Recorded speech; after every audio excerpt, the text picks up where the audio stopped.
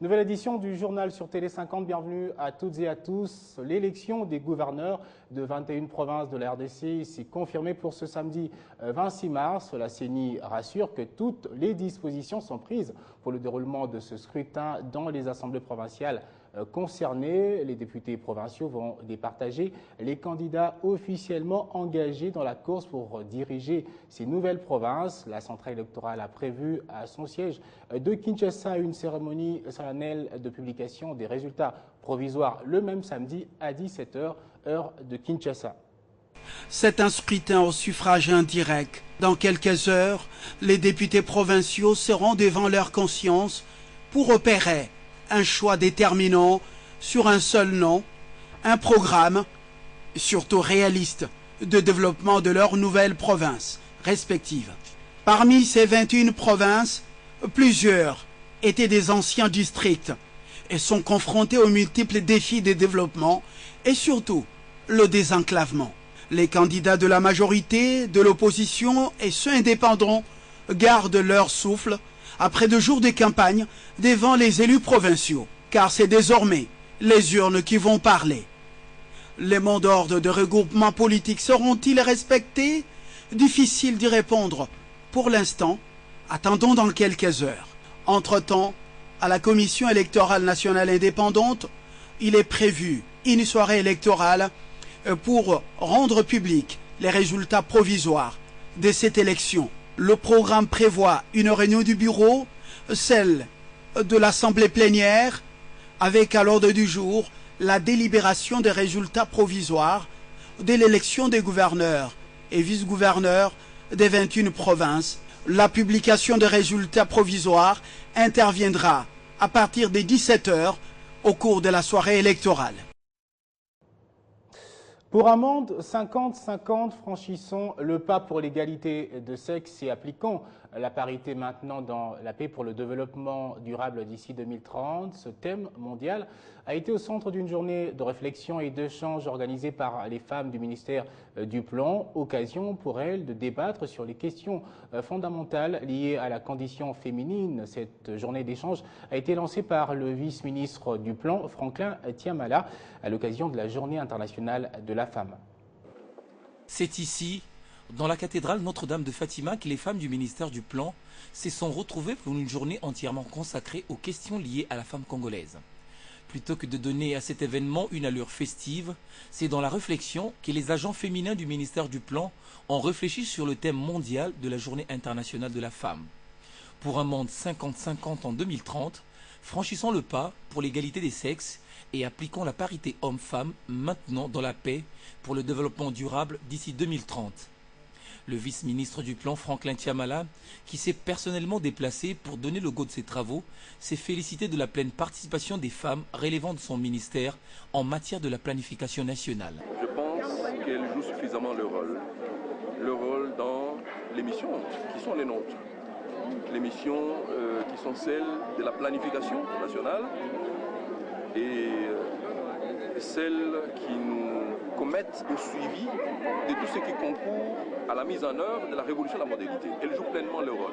Décliné en plusieurs sous-thèmes, dont notamment l'historique de cette journée, la dimension genre dans les objectifs du développement durable et bien d'autres, la secrétaire générale au Plan, une des participantes à ces travaux, a reconnu le rôle essentiel de la femme au sein de ce ministère. Avec les objectifs du millénaire pour le développement, maintenant nous passons aux objectifs du développement durable qui parlent aussi de la femme.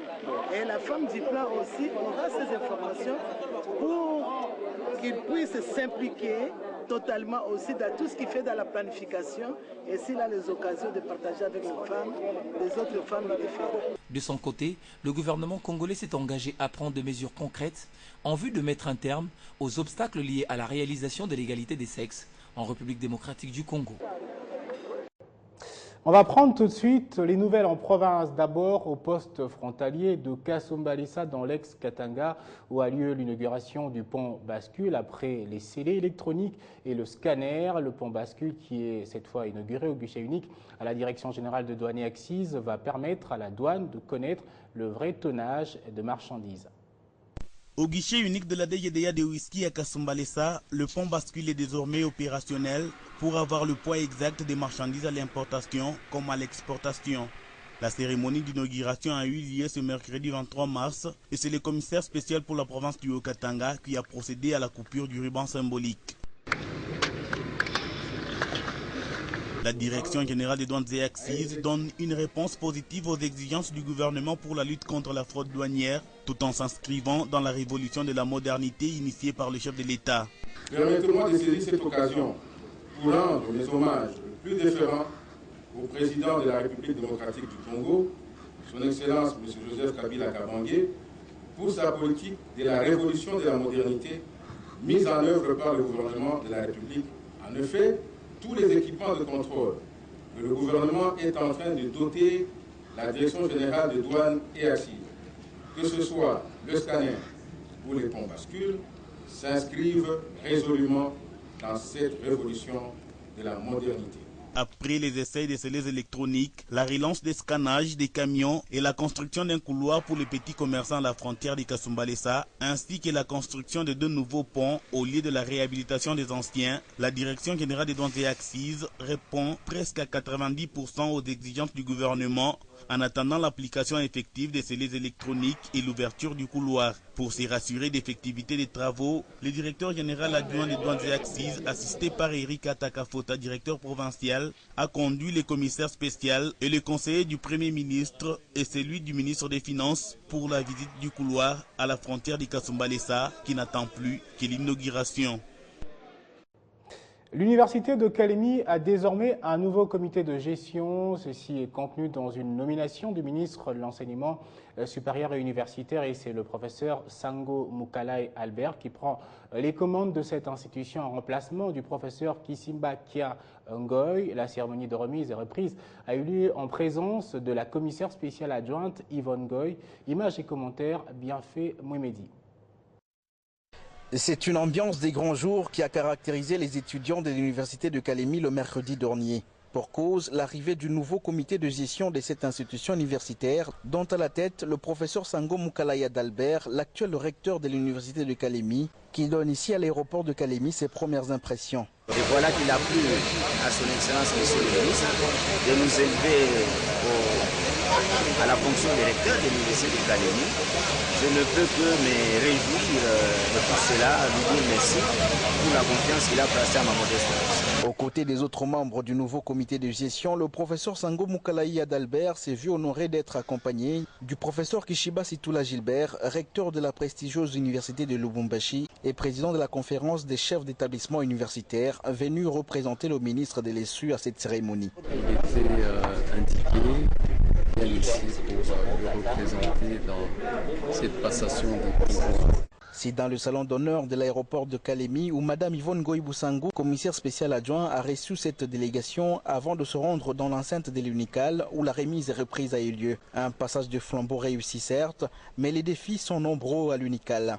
Nous allons donner les meilleurs de nous-mêmes, mais nous attendons une collaboration franche de leur part.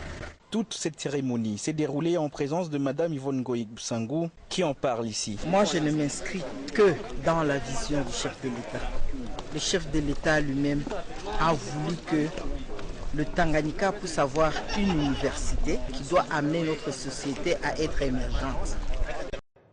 Et puis Modeste Bahati, autorité morale de l'AFDC et membre de la majorité présidentielle, s'est rendu jeudi dans la province de la Mongala. Sur place, il a échangé avec toutes les couches de la population sur la situation politique au pays. Modeste Bahati a profité de l'occasion pour saluer la gestion de la commissaire spéciale Marceline Monjiba. Nous sommes dans la province de la Mongala. Sur cette avenue de l'aérodrome d'Elisala, cette population nombreuse est venue accueillir Bahati Lukwebo, autorité morale de la FDC et membre de la majorité présidentielle. L'hôte de Marceline Monjiba est escorté par une caravane motorisée, une mobilisation qui surprend Bahati Lukwebo. Je suis agréablement surpris, je ne m'attendais pas à un tel accueil, mais c'est vraiment, ceci montre la vivacité de l'AFDC. Et je dis, bon, le travail que nous avons fait pendant plusieurs années dans la société civile a des retombées aujourd'hui sur ce que nous sommes en train de faire. Sur place, le ministre de l'économie a échangé avec toutes les couches de la population sur la situation au pays en général et dans la Mongala en particulier. En retour, les représentants des églises lui ont remis un mémorandum reconnaissant les mérites de la commissaire spéciale Marceline Mondjiba. Mongala a bougé ces derniers mois, ces dernières semaines, parce qu'on a su placer une femme très dynamique à la tête de la province. Et vous avez suivi déjà la gestion par l'AFDC de quelques jours, quelques semaines, par Madame Marceline Mondjiba. Vous avez senti que les choses bougeaient et sont en train de bouger dans la Mongala. Mongala, autrefois bastion de l'opposition, devient le quartier général de la majorité présidentielle. Cette mobilisation en est la preuve. Retour à Kinshasa où la tradition a été respectée ce vendredi à la primature pour la visite guidée hebdomadaire. Seulement pour cette fois-ci, les visiteurs étaient des hommes des médias, ceux de l'espace 50. Et oui, eux aussi ont le droit d'encore plus s'informer sur l'histoire du pays. Regardez. C'est l'espace 50 dans sa diversité qui arrive ce vendredi aux premières heures à la primature.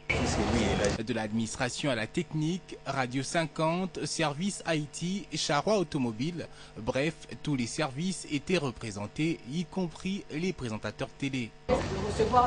Émetteurs de ce qui se passe dans ces murs, aujourd'hui ils sont eux-mêmes acteurs. Et c'est à chaque fois un plaisir. C'est ce briefing qui va donner le go de la visite qui, comme habituellement, commence par le bureau où a autrefois travaillé le héros national Patrice Emery Lumumba, premier ministre de la République démocratique du Congo, en passant par la salle de réunion et la galerie photo dans la salle d'attente. Le point de chute de cette visite reste la découverte du jardin des premiers, suivi de l'arrivée du chef du gouvernement qui va rejoindre le groupe. Bonjour. D'entrée de jeu, c'est le mot de circonstance lu par la directrice adjointe des informations.